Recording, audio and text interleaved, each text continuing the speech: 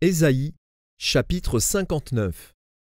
Non, la main de l'Éternel n'est pas trop courte pour sauver, ni son oreille trop dure pour entendre. Mais ce sont vos crimes qui mettent une séparation entre vous et votre Dieu. Ce sont vos péchés qui vous cachent sa face et l'empêchent de vous écouter. Car vos mains sont souillées de sang, et vos doigts de crime. Vos lèvres profèrent le mensonge, votre langue fait entendre l'iniquité. Nul ne se plaint avec justice, nul ne plaide avec droiture. Ils s'appuient sur des choses vaines et disent des faussetés. Ils conçoivent le mal et enfantent le crime. Ils couvent des œufs de basilic, et ils tissent des toiles d'araignée. Celui qui mange de leurs œufs meurt, et, si l'on en brise un, ils sortent une vipère. Leurs toiles ne servent point à faire un vêtement, et ils ne peuvent se couvrir de leur ouvrage.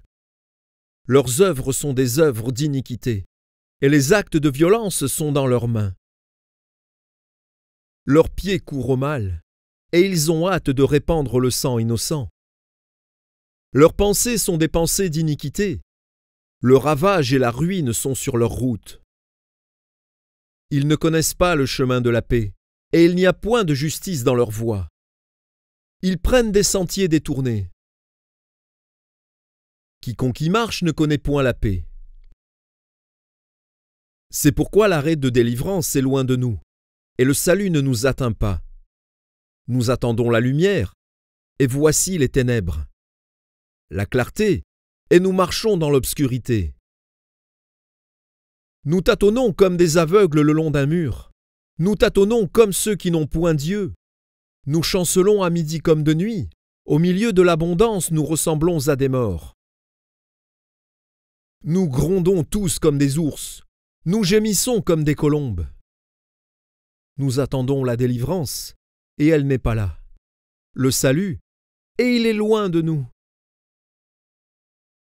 Car nos transgressions sont nombreuses devant toi, et nos péchés témoignent contre nous. Nos transgressions sont avec nous, et nous connaissons nos crimes.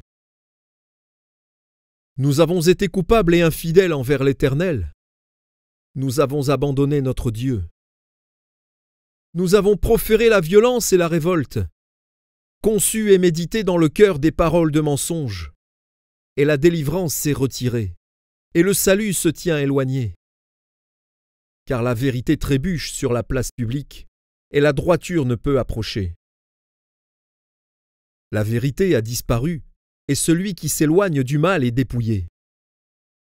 L'Éternel voit, d'un regard indigné, qu'il n'y a plus de droiture. Il voit qu'il n'y a pas un homme. Il s'étonne de ce que personne n'intercède. Alors son bras lui vient en aide, et sa justice lui sert d'appui. Il se revêt de la justice comme d'une cuirasse, et il met sur sa tête le casque du salut. Il prend la vengeance pour vêtement, et il se couvre de la jalousie comme d'un manteau. Il rendra à chacun selon ses œuvres, la fureur à ses adversaires, la pareille à ses ennemis. Il rendra la pareille aux îles.